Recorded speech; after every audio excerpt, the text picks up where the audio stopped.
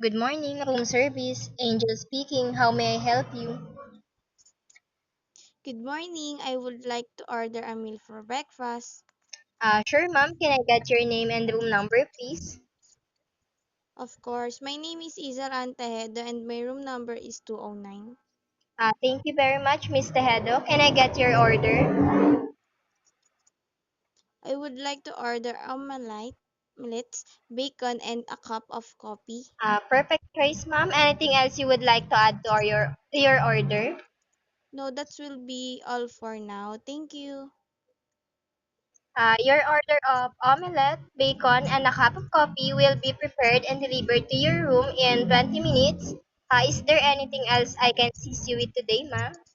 No, that's all. Okay, ma'am. How would you like to settle your account? Would you like to pay in cash, a debit card, or a credit card? I will pay cash, please.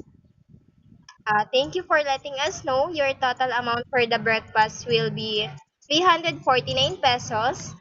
Your change will be provided upon delivery. And thank you and have a nice Thank day, ma'am. you.